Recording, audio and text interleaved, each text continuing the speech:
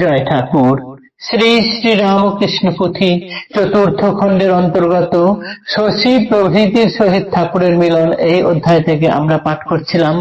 আজ আমরা এই অধ্যায়ের 11তম দিন পাঠ করব। পর্ব 668, পৃষ্ঠা সংখ্যা 435। এর আগের দিনের পাঠে আমরা দেখেছি শশীর সেবা পরায়ণতার কথা উল্লেখ করা হয়েছে। এখানে শশীর মতো কেউ ঠাকুরকে সেবা করতে পারেন না বা পারেনি, বা এর আগে কখনো দেখা যায়নি। শশীর এই সেবার মাহাত্ম্যের কথা ঠাকুর পুথিকার বলছেন, কতটুকু আমি বর্ণনা করতে পারবো। শশীর মাহাত্ম্য কথা কি কহিতে পারি, সেবা ভক্তি ভান্ডারের একক কাণ্ডারি। এই সেবা ভক্তি এসব শশী এত দেখিয়েছেন যে তুলনা করা যায় না।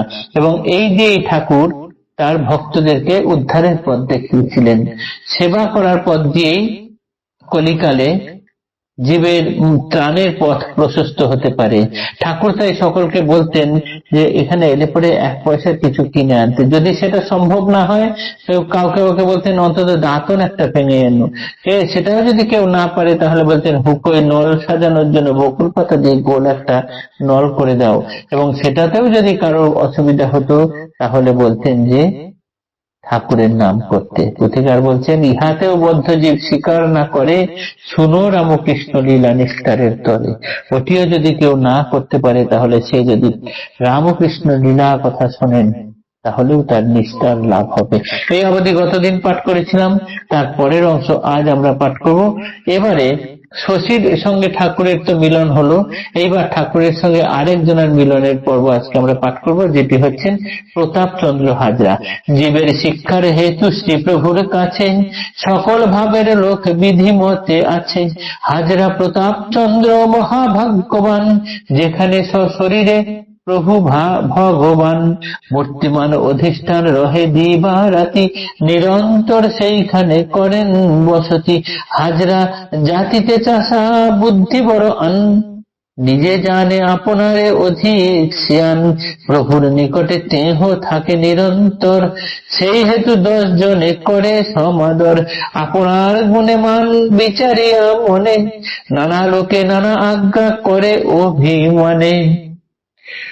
ভূপতির হালে বাস খায় মাগে থাকে, ভক্তি ভক্ত ভাব মোটে অন্তরে না রাখে। দিন দিন আত্মসেবা সুখ বৃদ্ধি পায়, তামাক খাইবে নিজে অপরে সাজায়। তাহার মনের ভাব বুঝিয়া অন্তরে, একদিনে রঙ্গ প্রিয় নিজে শ্রী মন্দিরে। রঙ্গের কারণ রামকৃষ্ণ দেব রায়, তামাক সাজিতে আজ্ঞা করিলেন তাই। করজোরে কহে চাষা দিন তার ভানে, তামাক সাজিতে আজ্ঞা হইল অধমে। এ অঙ্গ পরশ করি শক্তি মোর কিবা, যে সকল দ্রব্যে হবে আপনার সেবা। হাজরা সতর্ক ভাবে থাকে অনুক্ষণ, কে সাজে তামাক কভু প্রভুর কারণ। বাহাতে ধরিয়া হুকা গন্ধ পেয়ে ছুটে, শ্রীমন্দিরে প্রভুদেব তাহার নিকটে। কিবা দোষ দিবে জীবে হীন বুদ্ধিমতী, হাজরার হেন ধারা নিত্য যেবা সাথী। তামাক খাইতে প্রভু পটু মোটে নন, 2 বার মাত্র টানা শিশুর মতন। খাইতে পিরিতি নাই তবে হেন কেনে, ইহার ভিতরে আছে অতি গূঢ় মানে। কহাইলে প্রভুদেব পরে কব কথা, এবে শুনো ভক্তদের মিলন বারতা। ঠাকুরের কাছে, শ্রী প্রভুর কাছে জীব শিক্ষার জন্য বিভিন্ন সময় বিভিন্ন ভাবের লোক এসেছেন থেকেছেন। হাজরাও সেই রকমই একজন ভক্ত। ঠাকুরের কাছে সর্বদাই থাকতেন। সে নিজে জাতিতে চাষা, বুদ্ধিতে একটু খাটো। সে নিজেকেই নিজে সর্বাধিক জ্ঞানী বলে মনে করে, আর নিজে খুব চালাক বলে ভাবে নিজেকে। প্রভুর পাশে পাশে সবসময় থাকে। সেই জন্য ঠাকুরের কাছে যারা আসে তারা ওই হাজরাকেও শ্রদ্ধা করে, মান্যগণ্য করে। আর হাজরা ভাবে তার জ্ঞানের জন্য বোধহয় মানুষ সবাই তাকে শ্রদ্ধা করছে। কোন ভূপতির হালে বাস খায় মাকে থাকে, ভক্তি ভক্ত ভাব মোটে অন্তরে না রাখে। অর্থাৎ যে রাজার কাছে থাকি, বাস করি, খাই, মাখি, তাকেই, তার প্রতি কোনো ভাব ভক্তি ইত্যাদি নাই।